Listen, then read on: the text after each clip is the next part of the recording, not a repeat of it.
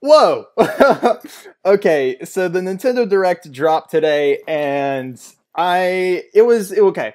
It was half of what I expected, and I was halfway blown away. All right, so I was appeased. I was very much appeased. My hopes weren't too high for this. I mean, I expected some really good things like a Smash reveal character, information on things like Daemon X Machina, things like that. So I expected all of that, and in turn, that's what we got, but we got it in the best way possible. So it wasn't something that was totally out of left field. It didn't totally, like blow us away, but it was something where we were comfortable with, and it was something that we wanted, so therefore it was good. So it's been a roller coaster of a day. I'm not gonna lie. It's September 13th, which is my birthday. So thank you guys for saying happy birthday. I got a couple days, hours, weeks, maybe even months late. If you're watching this for some reason way later on down the road, I mean, by the time you guys are watching this months away, this news will be irrelevant. So I'm not really sure why I'm recording this, but I felt like it to give my thoughts and impressions because we probably won't get another direct until who knows how long. But anyway, I'm rambling. So today is my birthday, September 13th. Last year they also held a direct on September 13th. And then the year before that, there was some sort of a presentation, and then Kingdom Hearts 2.8 got a new trailer. So for 3 years in a row now, I've had pretty good birthdays. Not gonna lie, it's been pretty good. Now, the circumstances of this direct on why it was postponed to September 13th is sad and all, but I mean, it's good. Everything that came out of this direct is good, and I'm glad that that we didn't wait too necessarily long for it. So, and I also heard that Japan got 100% full power the weekend after the earthquake and the hurricane. So it's good to know that you can't keep Japan down. So, but anyway, so I'm going to be zimming through this direct. This will probably be a long video. I'm not going to cut this up into parts. Everything of this direct will be in this video. For E3, I split it into Kingdom Hearts, Nintendo, and Smash. This is all going to be one thing. So I'm probably not going to do timestamps, but there are timestamps in the actual description of the direct. So first things first, it was not 38 minutes long, or it was not 35 minutes long, it was 38, and it's great, and my Twitter feed right now is blowing up, so guys, this is a lot. So, okay, so we got quite a lot. So, the first thing that was revealed was a new Luigi's Mansion title for the 3DS, Luigi's Mansion 3. I don't know why it's on the 3DS. Nintendo refuses to call the 3DS a dying system, which it is, but it makes more sense to do the new Luigi's Mansion on the Switch. Not only because A, that's the more current console, but B, because they're porting the original one to the 3DS too. So you're gonna have two Luigi's Mansion titles on the 3DS at the same time. That's not bad by any means, but it feels like the sales are going to kind of hit each other, contradict one another. That may just be me. I mean, because not everybody who buys Luigi's Mansion 3 will buy the original Luigi's Mansion. Not everybody will buy the original Luigi's Mansion just because they played it back on the older system and stuff. So I don't know what the deal is with Luigi's Mansion 3. They totally should have put it on the Switch, but they didn't. So that's that. I don't know what Shinya Takahashi intro was. I mean, I can skip to it. We'll see here. No, that's the Kirby Epic Yarn thing. I want to talk about that in a minute. This is something else.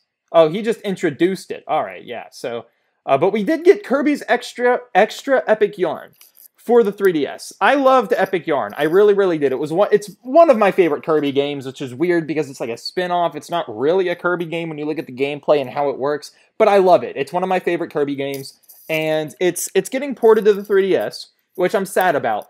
But it's not a sequel. When I first saw it, I was like, "Oh my god, it's a sequel!" Like, yes, I don't even care if it's on the. I don't even care if it's on the 3DS and it's on the Switch. As long as it's a sequel, it's cool. But it's a port with new stuff. I probably won't get it just because it's a port with a little bit of new content, not really a whole lot. I mean, they have that new demon mode kind of thing that's going on, or the hell mode, whatever it's called. It's weird. I totally would get it if it were on the Switch, just because I could play my favorite Kirby game on the Switch. You know, that in itself is, or not my favorite Kirby game, but one of my favorite Kirby games. So that itself is reason enough to get it just because it's on the Switch. I don't care if it's a port, I'm getting it because it's on the Switch. Now it's neither. It's not a sequel. So it's the same game, but it's not on the Switch, so it's not looking too much of a good game for me. But Kirby's Epic Yarn was a great Wii game. If you've never played it and you own a Switch, get the game. If you never played the game and you own a 3DS, get this game. It's a lot of fun. Now, it's not your generic Kirby game. You have abilities and transformations and stuff like in the initial Kirby games, but in this game you don't swallow people. So it's different than a Kirby game, but it's really good. So Mario and Luigi's Bowser's Inside Story is getting some sort of a new, I don't think it's a DLC pack, just because, you know, they've ported a few other Mario and Luigi games, they've done some stuff with it. It's kind of weird to keep up with it, at least for me. But they're adding something with Bowser Jr., his side of the story on Bowser's Inside Story, which is cool, it's neat, but it's not a new Mario and Luigi's game, and I don't believe it's on the Switch. No, it's not even on the Switch. So if you played the original Mario and Luigi Bowser's Inside Story and you just absolutely love it, you have to get the DLC pack and stuff, then go ahead and do that. Personally, I'm not, just because I played the initial game and I don't have a reason to go back to it anymore. If it were on the Switch, I may probably get into it if it had a lot of new content and stuff, but it's not looking like it.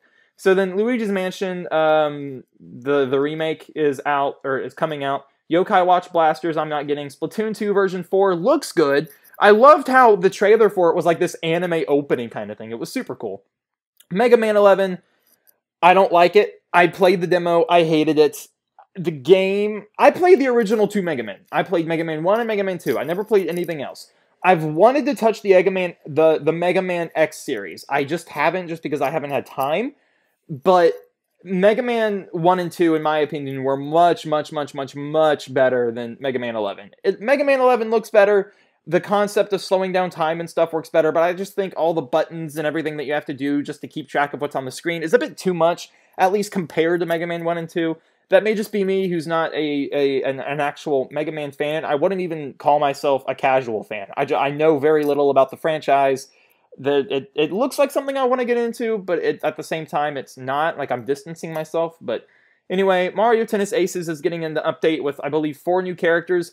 No new Speedy characters, though, which sucks, because I love Speedy characters. So, but that's that. Then we got Capcom Beat 'em Up Bundle, which is just all these arcade games, all these arcade beat 'em up games that are getting ported to the Switch that were made by Capcom. New Super Mario Bros. U Deluxe, I'm not getting, but it looks good. So if you've never played it, get this until they port Mario Maker, because they got to. But yeah, so Katamari Damacy Reroll looks okay. It looks fun. It looks mindless fun, in my opinion. So I don't know if I'll get it or not. If it's low price, you know, like under $30, I may get it. But if it's like an actual full game, then I'm probably not. But that's that. Nintendo Switch Online, they did not give us any new information. Everything that they talked about in this direct, we knew about. We knew about the cloud save storage. We knew about the release date. We knew about playing all these games. Actually, no, we did get something. We got some unrevealed NES games that we haven't seen that are going to be included in the game, and the inclusion that they'll be adding more. They didn't talk about the SNES controller thing. They didn't talk about the Famicom thing, because both of those controllers were data mined or somewhat for the Switch. Their controller icons were found in the data of one of the previous updates. So it's kind of weird that they didn't sort of acknowledge that and be like, hey, yeah, we're going to be adding these consoles later in the future, because it's pretty much a given that they're going to do that, just because of how the controllers were found in the coding. But they really have to hit home with this service. Nothing in this direct was new. Nothing in this direct persuaded people in a new light to buy the service than yesterday. You know, like the same people who didn't like it yesterday still don't like it now. There's nothing new, which was disappointing, but I knew everything about it. You know, I knew what the date was. I knew what it was capable of. So I wasn't disappointed, because I already knew it. But at the same time, there needed to be something else. There needed to be a hook. Even if they just said, we're adding Famicom games, we're adding SNES games, we're going to be, even if they were a bit more vague and just said, we're adding future consoles, that would have been great. That would have been fine. That would have been the seller. That itself would have been what would have sold the system. Or it would have been one of the things, because online play is kind of mandatory for a few games. But anyway, it would have been one of the main things that a lot of people would have gotten into, because if they say that they're going to add these new consoles, and then you have gamers like me who weren't around for the NES or the SNES, then it it it, it appeals to everybody, if that makes sense. So, but online multiplayer with those NES games is great. The fact that they're making that compatible and stuff is really good. I hear a lot of people saying that it's completely dumb, that it's uber trash, that all these games, or no, that the service is as bad as it is, and all we're getting are NES games. Okay, here's what I do.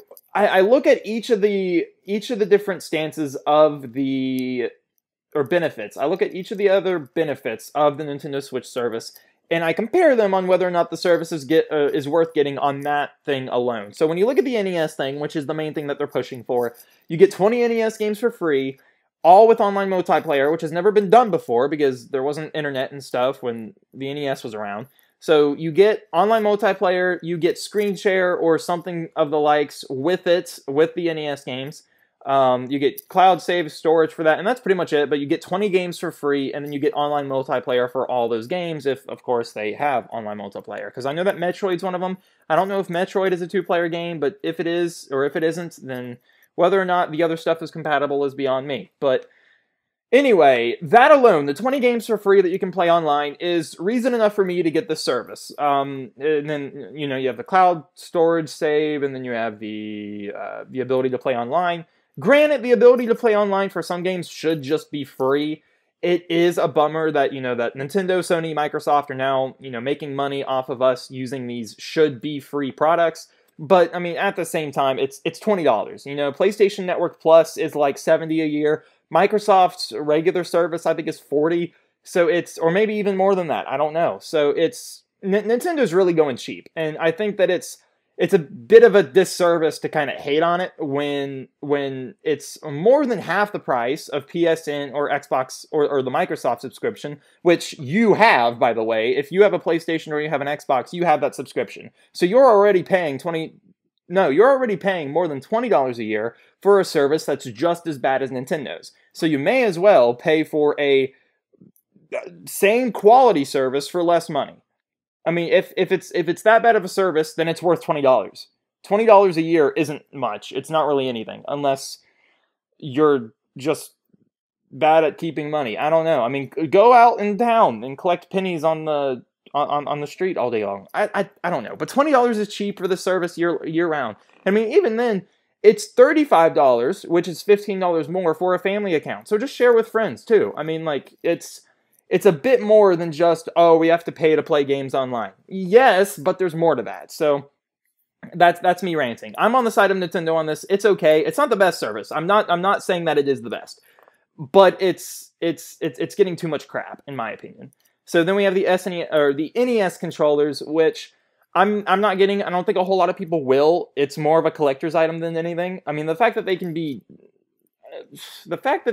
connected to the Switch itself is really cool, but you can't play with them connected to the Switch. That's only for them to charge, which is eh. But then we have the Pokemon Let's Go Pikachu, Let's Go Eevee stuff, which we knew about. Nothing new there. Diablo 3, which was fine. The Ganondorf stuff, which is cool. Super Mario Party is super cool. I'm gonna get it. It looks like a good fun Mario Party game. You know, I haven't played one since 9. That 9 was the worst one, in my opinion, and then ever since, we've just had crappy Mario Party games, and I haven't bought one since. So this one seems to be going back to the roots of the series, which is what I loved and I appreciated more. So I'm getting Super Mario Party for the Switch. This completely blew me out of the water, a new Game Freak RPG, because Game Freak helps make the Pokemon games. So that's kind of all they're known for, really. So it's, when you see something else that has their name on it, it's kind of like, whoa, it's not Pokemon, but this is an RPG game. It's called Town. It's gonna have a working title, but I don't know. It looks good. It looks fun. It's like this chibi RPG thing. The only thing that kind of bummed me is that the entire game takes place in this town. So unless there's this huge mystery that takes at least 20 hours of gameplay, then I'm not caring a whole lot about it. But that's just me. Next, we have City Skylines. It looks cool. I have a few friends who would like the Cities game, you know, who are into the sandbox kind of thing. I probably won't get it, but it looks okay. So, Next, we have Daemon X Machina, which looks fantastic. The trailer that they showed off on September 13th, today, as of the time of this recording, they should have shown off at E3. Nobody cared about it at E3. All we wanted was Smash and their first-party releases, and the opening game at E3 was this third-party thing that we had never heard before. And then the information and the gameplay that they showed off was just generic mechs fighting. It wasn't anything in depth. It wasn't anything in detail. So the trailer that they the trailer that they showed today, they should have shown off at E3, and everybody would have been okay with it. Everybody probably would not have liked it, but it would have been good. It would have been okay, because in this Direct, we learned what we needed to know back at E3 about the game. So it looks like a really good game. It just went through a rough couple months of marketing. What is it? September, July was June was E3, so that's 3-4 months. It's been through a rough 3 or 4 months. You know, not really a whole lot of people have cared about it, so it's whatever. Next is Yoshi's Crafted World, which the name got leaked on Nintendo's website. It looks good. It's a Yoshi game. That's all I really have to say. Carcassonne, whatever it's called. I don't know anything about this. Lord of the Rings living card game. My girlfriend loves Lord of the Rings. I told her it's coming onto the Switch. She said cool. So I don't know if it's good. I don't know if it's bad, but it's coming. So then we have all these other board game stuff that's coming to the Switch. Pandemic? I don't know. Katon Universe, Munchkin, and then we have Civ 6, which is cool. We knew about that from last week. So Civ 6, Starlink Battle for Atlas looks a lot better than what it did, you know, back at E3. With the whole Star Fox stuff that they showed off, they should have showed off probably at E3. It was good. It was great. I'm still on the fence of whether or not I'm going to get it. It's leaning a bit more towards yes, but I'm not totally sold yet. So next is The World Ends With You Final Remix, and I am getting this game because I never played it on the DS, and I need to. So I'm getting this game just for necessity, but I know I'm going to love it. So that's me. Xenoblade Chronicles 2 Torna, The Golden Country looks fantastic. I sold my copy of Xenoblade 2 back in like March of 2018 just to get some more money to then buy Switch accessories and stuff. Like the money that I got from the game, I bought a case for that I use all the time.